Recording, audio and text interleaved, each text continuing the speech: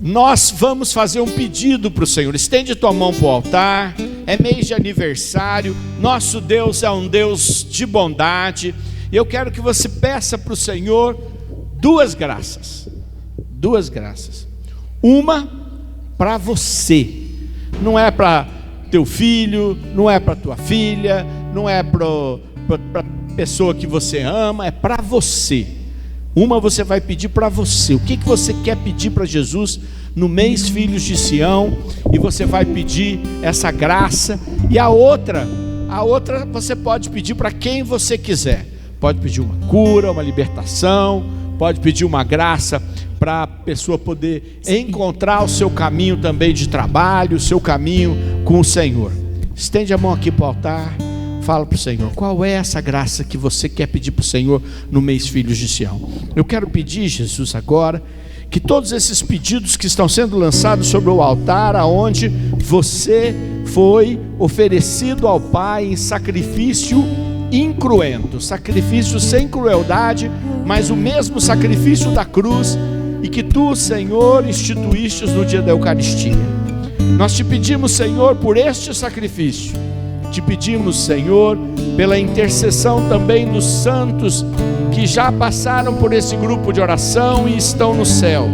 Aqueles que perseveraram, de forma especial nossos fundadores, que eles do céu agora batam na tua porta, para que, Senhor, o teu milagre venha e aconteça na vida de cada um de nós.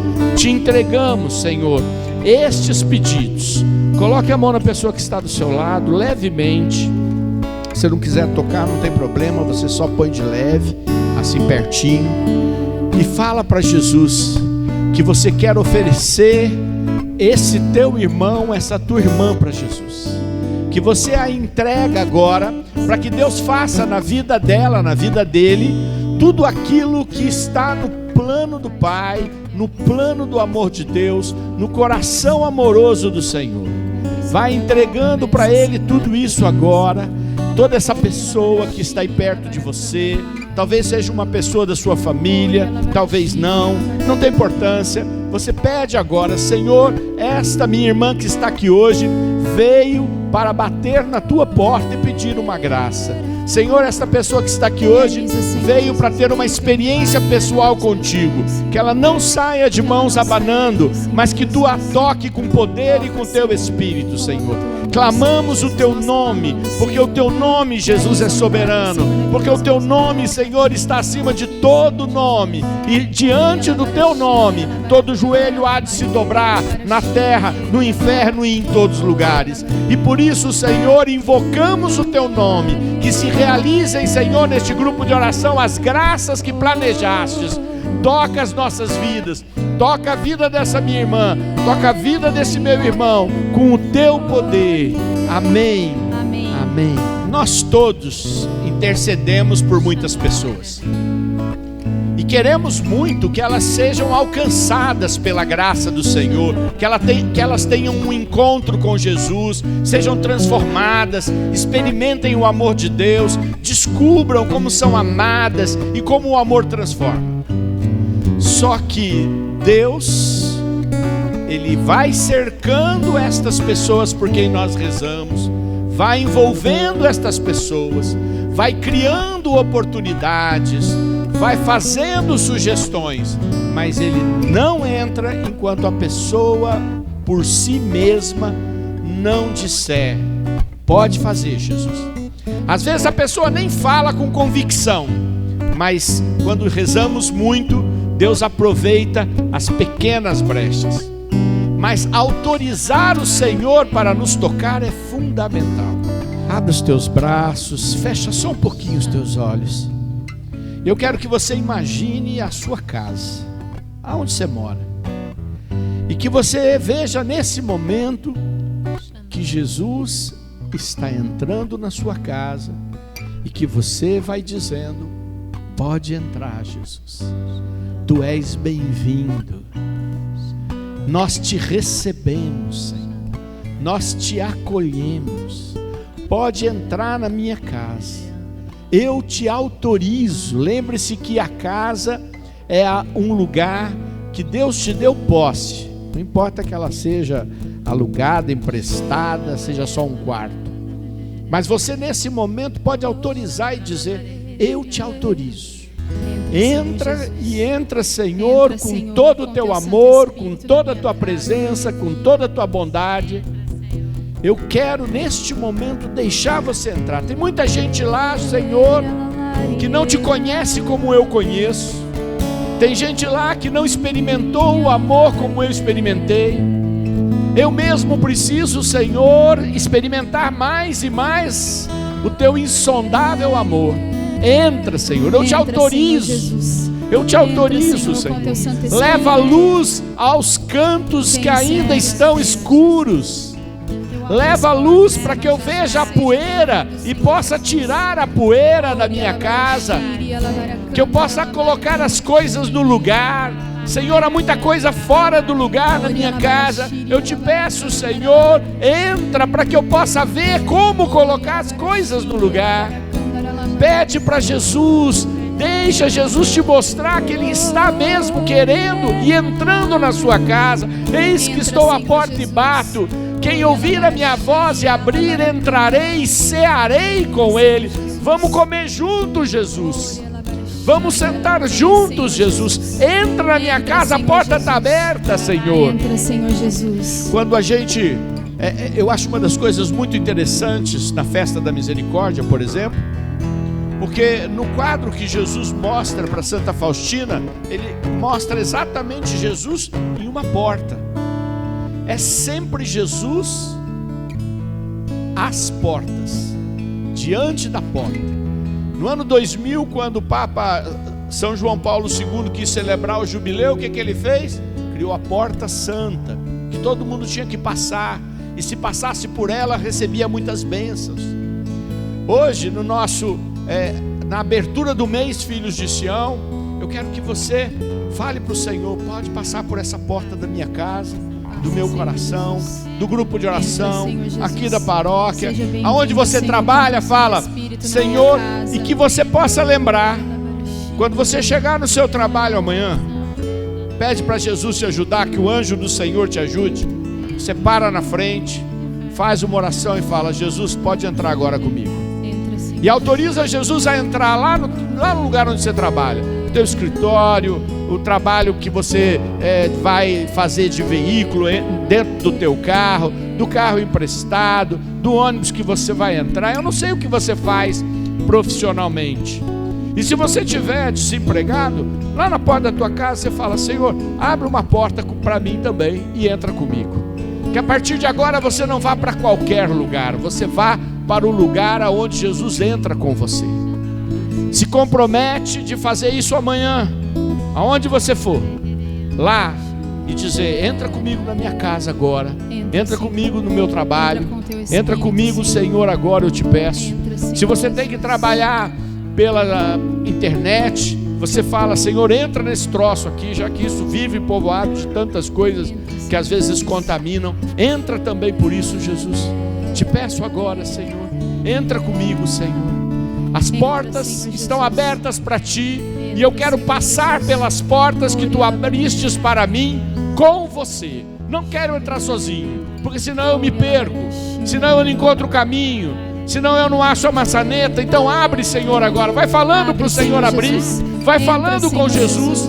Nós estamos abrindo as portas, Senhor, deste grupo para entrares e fazeres a tua vontade, Senhor. E alamare canta, alamare. Eu vou fazer um gesto, e se você sentir no teu coração que você precisa, faça também. Às vezes você pode ter recebido uma notícia ruim, ter enfrentado uma situação que te deixou batido, e você não conseguiu se levantar. Tem gente que às vezes está há anos sem conseguir se levantar, por causa de algo que aconteceu na sua vida, uma decepção, uma perda. Às vezes você não está conseguindo se levantar, é por alguma coisa há pouco tempo.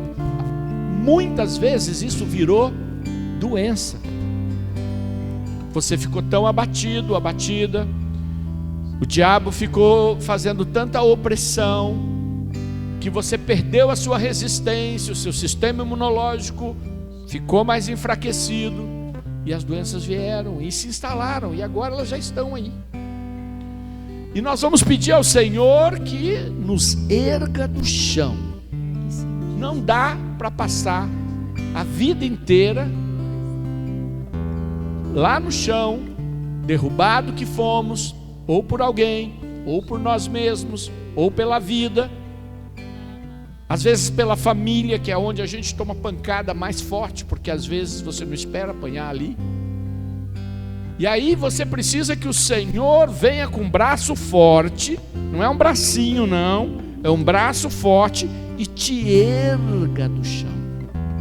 E se você sentir que quer fazer esse gesto numa forma de oração, de pôr teu corpo e dizer que o Senhor me erga do chão, faça isso agora. Senhor, eu quero pedir, ergue-nos, Senhor. Ergue-nos, Senhor Jesus. Mês passado teve decisão de futebol, e tem um grupo de WhatsApp da família do meu pai.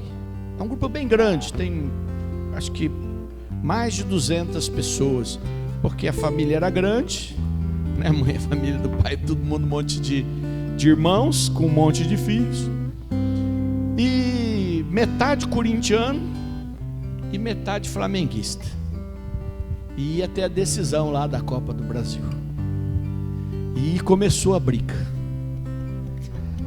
Um punha uma figurinha, o outro dava o troco da outra figurinha, um punha uma piada, o outro punha outra piada, um punha uma conversa, o outro punha outra conversa. Daqui a pouco a coisa tinha pegado fogo e virou uma confusão. Eu só tenho um tio vivo, dos 9, 2 que eu não conheci, eram 11, 9 que minha avó conseguiu criar. Dos 9 só tem um vivo, está bem velhinho, e ele quase não fala, porque ele não sabe usar o tal do WhatsApp. E aí alguém, acho que da família, filmou, e ele apareceu chorando, porque ele está bem velhinho, e ele falou: para que time que eu preciso torcer para a gente não brigar mais? Muitas vezes a gente não tem ideia, e aí todo mundo chorou, né? Ver o tio velhinho chorando no vídeo, todo mundo chorou, vendo o tio Rui lá chorando. E aí todo mundo começou a pedir desculpa, e um começou a dizer que ia torcer para o time do outro, para poder fazer o tio parar de chorar, o outro queria já torcer para o outro. Muitas vezes nós não nos damos conta de que o Evangelho é o maior valor que temos, e que uma das coisas que Jesus fez quando estava perto de morrer foi fazer 2 inimigos horrorosos, que eram Herodes e Pilatos, darem as mãos. Se odiavam, e ambos foram importantes para matar Jesus. E ambos se imortalizaram por terem matado Jesus. Um porque era covarde, e o outro porque queria fazer o que todo mundo mandava fazer. Mas para Jesus eram 2 pessoas que ele precisava reconciliar. Um grupo como o nosso, já passou muita gente aqui, muita gente. Quem lembra, vai lembrar das vezes que tinha que ter telão do lado de fora da igreja para poder assistir. E essas pessoas, muitas delas estão servindo Jesus em muitos lugares, e algumas talvez não estejam mais nem caminhando com Jesus, não sabemos. Mas uma coisa eu posso garantir para vocês: Jesus continua seu plano de amor nesse grupo, para nos tornar agentes da paz. Eu quero nesse momento que você entregue toda a sua família, todas as pessoas que você convive, todas as coisas que aconteceram no decorrer dos anos e que fez com que as pessoas não se dessem, muitas vezes pais e filhos, muitas vezes irmãos, muitas vezes primos, perdemos, muitas vezes amigos que se feriram na caminhada, muitas vezes pessoas que amávamos e que foram depois traidores para nós. O Senhor neste momento te convida a estar no corpo dele, com as dores dele, para ser instrumento dele, para que através de você, de mim, uma paz profunda possa curar as pessoas, possa curar os inimigos, possa restaurar aqueles que mais nos feriram. Deseje para eles agora cura e bênção. Da tua parte, que sejam curados, abençoados, e que esta bênção possa voltar para você com muita força, uma bênção capaz de curar as fraquezas, doença dos ossos, muitas vezes as doenças nos ossos, as dores de articulação, as dores de cabeça, a memória que desapareceu, não é só por razões naturais, mas porque o mundo espiritual deixou muito peso, e nesse momento você pode entregar tudo isso para Jesus, e nesse momento você pode receber esse poder do amor de Deus capaz de curar o profundo da nossa alma. Age com poder, Senhor Jesus. Age com poder, Senhor, aqui. Age com poder, age com poder, age com poder, Senhor Jesus.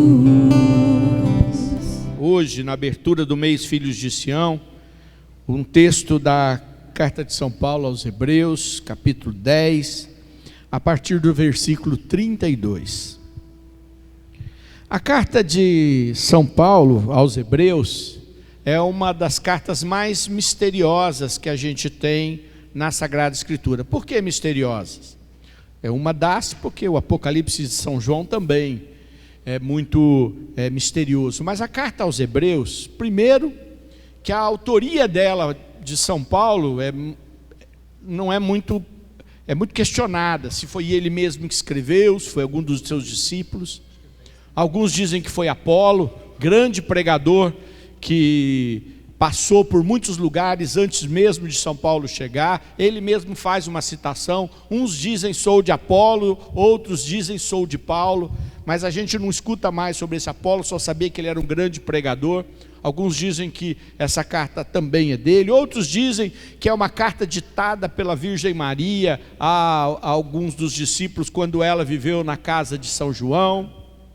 Outros dizem que é de alguns discípulos que surgiram depois, porque ela tem reflexões teológicas da salvação muito forte. Ela trata muito a questão do sangue que salva. Então é uma carta que é considerada uma carta profunda sobre a salvação. E a gente lê essa carta e percebe o conteúdo. Por exemplo, o capítulo 11, que vai falar da fé dos antepassados, como isso é forte. Ou quando ela fala de Melquisedeque, um sacerdote que Abraão encontra no deserto e oferece as primícias para ele. E depois Jesus é comparado a esse Melquisedeque, chamado de sacerdote para sempre, rei da paz. Então é uma carta que vale a pena a gente gastar um tempinho para rezar com ela, porque cada palavra ela tem uma mensagem forte de salvação. E no capítulo 10 tem um texto que eu queria assim que a gente pudesse refletir. Versículo 32 diz assim: lembrai-vos dos dias de outrora, logo que fostes iluminados, quão longas e dolorosas lutas sustentastes, seja tornando-vos alvo de toda espécie de opróbrios e humilhações, seja tomando moralmente parte nos sofrimentos daqueles que os tiveram que suportar. Não só vos compadecestes dos encarcerados, mas aceitastes com alegria a confiscação dos vossos bens, pela certeza de possuirdes riquezas muito melhores e imperecíveis. Não percais esta convicção, a que está vinculada uma grande recompensa, pois vos é necessária a perseverança para fazerdes a vontade de Deus e alcançardes os bens prometidos. Palavra do Senhor. Cada pedacinho já daria para a gente tratar muito, mas eu quero falar uma coisa que eu acho que os cristãos atualmente perderam a noção. São Paulo diz assim: olha, vocês lembrem-se de quando foram iluminados, quer dizer, quando vocês encontraram Jesus, quando vocês descobriram a pérola preciosa, aquela que Jesus diz nos evangelhos que valia a pena vender tudo para comprá-la, aquela que o homem esconde num terreno e depois compra o terreno para ficar dono da pérola que ele mesmo escondeu, aquela que vale a pena deixar tudo para ir atrás. Ele fala: lembra quando vocês foram iluminados? Vocês se lembram que tiveram que enfrentar muitas lutas? Por que é que São Paulo, seja São Paulo quem for, está chamando a atenção da memória das pessoas? Porque, gente, a gente esquece as coisas.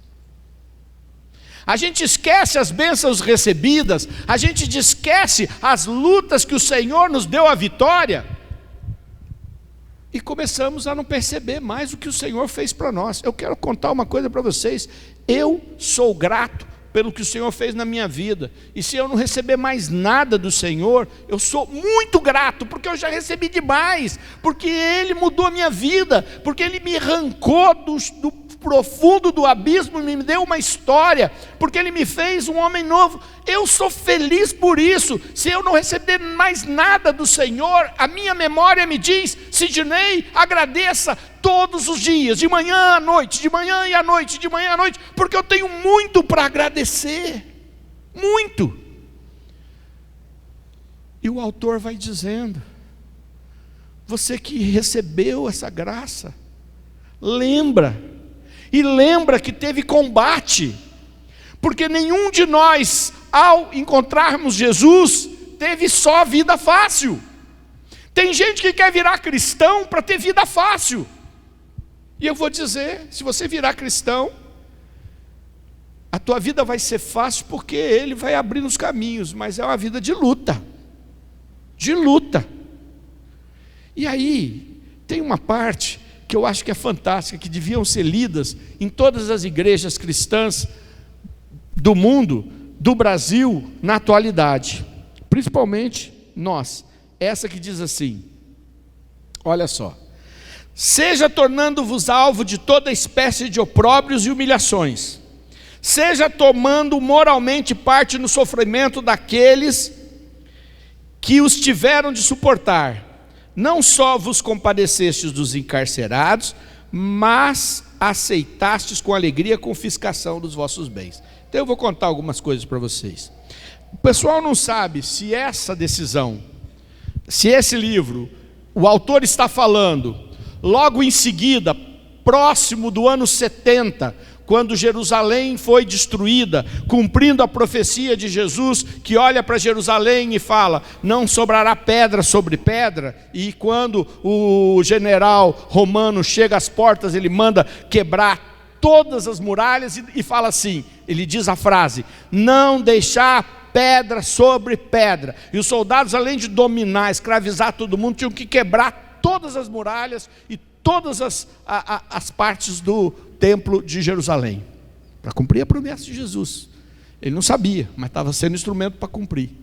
Pois é, não se sabe se foi nesta época, se foi um pouco antes, quando os próprios judeus começaram a perseguir os cristãos e eles tiveram que ir para fora, ou se foi já com o imperador romano, quando ele começa a se preocupar com o crescimento do cristianismo. O que ele faz? Nos 3 casos, a mesma situação. Ele faz um edito, um decreto, uma lei, e diz: quem seguir esta religião terá os seus bens confiscados. Vocês sabem o que é confiscar? É tomar. E o que acontece? Você, ou eu, ou qualquer um de nós que adorava Jesus, então o que a gente fazia? Vamos lá na casa do Paulo, meu amigo, nós vamos rezar lá na casa do Paulo, escondidinho. Eu, Paulo, minha mulher, mulher dele, sei lá mais quem, só nós rezando, adorando Jesus, pedindo o Espírito Santo. Mas o Paulo gosta de cantar, resolveu cantar mais alto e o vizinho ouviu. Aí o vizinho olha para a casa do Paulo e fala: uau, essa casa eu gosto dela.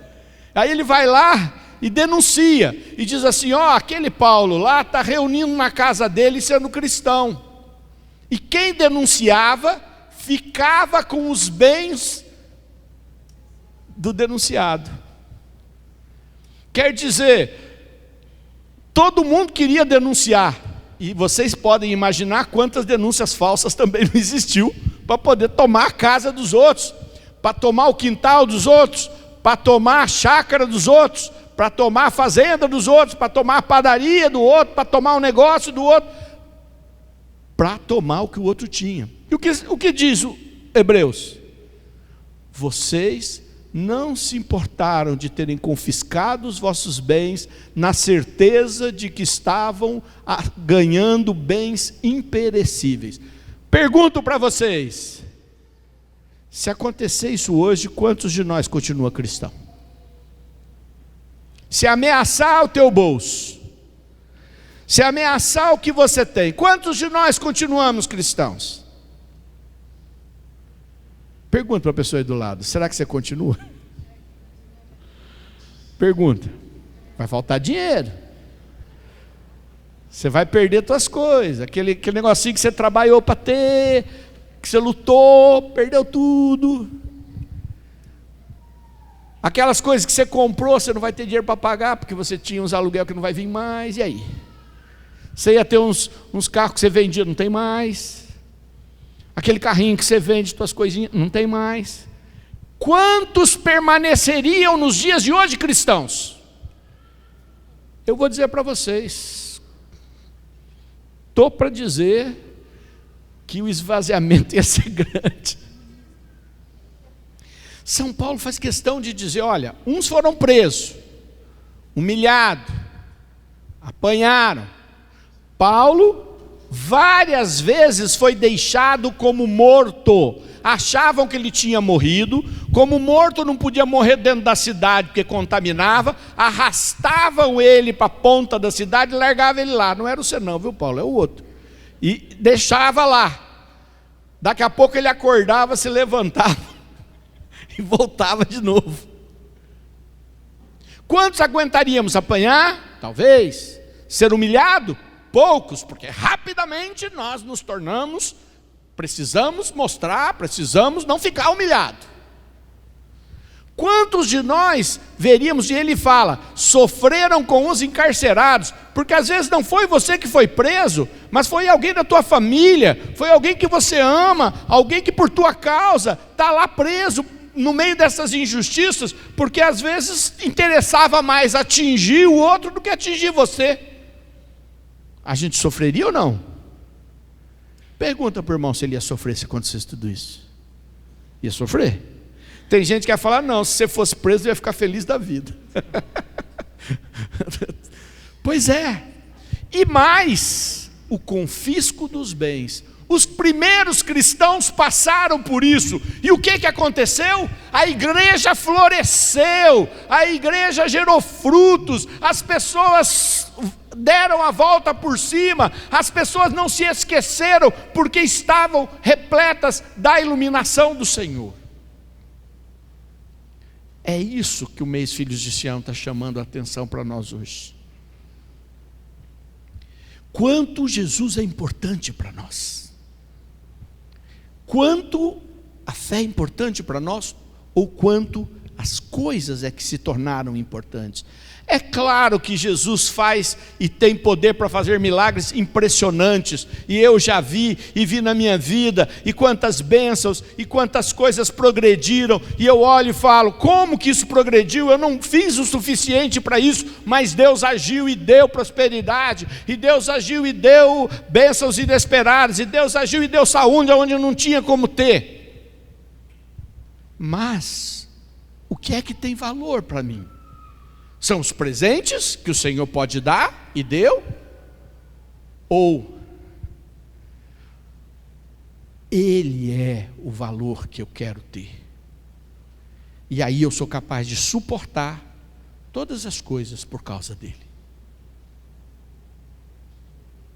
Eu quero dizer para vocês, se você encontrou esta pérola, você sabe quanto ela vale.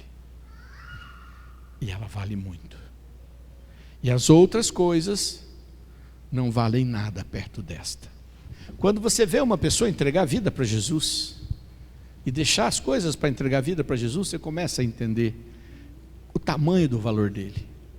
E eu quero que vocês, aqueles que não sabem ainda, me escutem, e se não conseguirem acreditar com o meu testemunho, acreditem, ou se abram a poder entender. Jesus vale mais do que todas estas coisas. Tudo. O mais difícil, eu não falei, é que Jesus disse que Ele vale mais até do que a família. Ele fala, não é? Aquele que não odeia seu pai, sua mãe, mais do que a mim, não é digno de mim. Não significa que você tem que ser contra os teus, mas Ele vale mais até do que aqueles que nós amamos e os temos em nosso coração.